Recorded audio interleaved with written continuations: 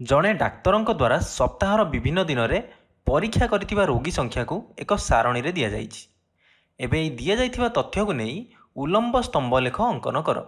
ପ୍ରଥମେ ମୁଁ ଗୋଟେ ଆନୁଭୂମିକ ରେଖା ଏବଂ ଗୋଟେ ଉଲମ୍ବ ରେଖା ଅଙ୍କନ କରିଛି। ଏବେ ଆନୁଭୂମିକ ରେଖାରେ ମୁଁ ବାର ଗୁଡ଼ିକର ନାମ ଲେଖିଛି ଏବଂ ଉଲମ୍ବ ରେଖାରେ ପ୍ରତି ଏକକର ମୂଲ୍ୟ 5 ନେଇଛି। ଅର୍ଥାତ୍ ଏହି ଏକକର ମୂଲ୍ୟ 5, ଏହି ଏକକର ମୂଲ୍ୟ 5, ତେଣୁ 0 ତାପରେ 5 ତାପରେ 5ରେ 5 ମିଶିଲେ 10, ବୁଝିପାରୁଛ। ତାପରେ ଏ ଏକକର ମୂଲ୍ୟ ପୁଣି 5, ତେଣୁ 10ରେ 5 ମିଶିଲେ 15, ସେମିତି 5 ଲେଖା ବଢ଼ି ବଢ଼ି ଯାଇଛି, ବୁଝିପାରୁଛ। ତେଣୁ ମୁଁ ଏଠି ଲେଖିଛି ଉଲମ୍ବ ରେଖାରେ ଏକ ଏକକର ମୂଲ୍ୟ 5ଟି ବ୍ୟକ୍ତି। ଆଚ୍ଛା ପିଲାମାନେ, ଏଠାରେ ମୁଁ ଏକ ଏକକର ମୂଲ୍ୟ 5ଟି ବ୍ୟକ୍ତି କାହିଁ ନେଲି?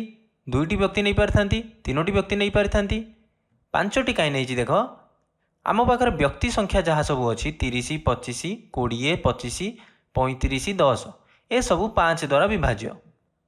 ତେଣୁ ଆମକୁ ସ୍ତମ୍ଭ ବନେଇବାକୁ ସହଜ ହେବ। ଏବେ ଆମେ ଦେଖିବା ସୋମବାର କେତୋଟି ବ୍ୟକ୍ତି ଯାଇଥିଲେ? 30ଟି ବ୍ୟକ୍ତି ଯାଇଥିଲେ। ତେଣୁ ମୁଁ ସୋମବାରରେ ସ୍ତମ୍ଭ ଅଙ୍କନ କରିବି। କ'ଣ କରିବି? ଏହି ଆନୁଭୂମିକ ରେଖାରୁ 30 ଯାଏଁ ସ୍ତମ୍ଭ ଅଙ୍କନ କରିବି। ଦେଖିପାରୁଥିବ ପିଲାମାନେ, ମୁଁ ପ୍ରଥମ ସ୍ତମ୍ଭ ଅଙ୍କନ କରିଛି। ଏବେ ମଙ୍ଗଳବାର କେତୋଟି ବ୍ୟକ୍ତି ଯାଇଥିଲେ? 25 ଜଣ। ତେଣୁ ଆମେ ଏହି ଆନୁଭୂମିକ ରେଖାରୁ ଅର୍ଥାତ୍ 0ରୁ ଏହି 25 ଯାଏଁ ସ୍ତମ୍ଭ ଅଙ୍କନ କରିବା। ଏବେ ବୁଧବାର କେତୋଟି ବ୍ୟକ୍ତି ଯାଇଥିଲେ? 20 ଜଣ। ତେଣୁ ଏହି ଆନୁଭୂମିକ ରେଖାରୁ 20 ଯାଏଁ ଆମେ ସ୍ତମ୍ଭ ଅଙ୍କନ କରିବା। ସ୍ତମ୍ଭ ଅଙ୍କନ କଲି। ଏବେ ଗୁରୁବାର କେତୋଟି ବ୍ୟକ୍ତି ଯାଇଛନ୍ତି? 25 ଜଣ। ତେଣୁ ଏଠି ଗୁରୁବାରରେ ମୁଁ ଏହି ଆନୁଭୂମିକ ରେଖାରୁ 25 ଯାଏଁ ସ୍ତମ୍ଭ ଅଙ୍କନ କରିବି।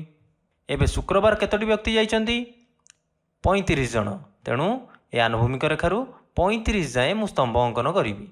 ଏବଂ ଶନିବାର କେତେ ଜଣ ଯାଇଛନ୍ତି? 10 ଜଣ। ତେଣୁ ଏବେ ଆନୁଭୂମିକ ରେଖାରୁ ମୁଁ 10 ଯାଏଁ ସ୍ତମ୍ଭ ଅଙ୍କନ କରିବି। ବୁଝିପାରୁଛ?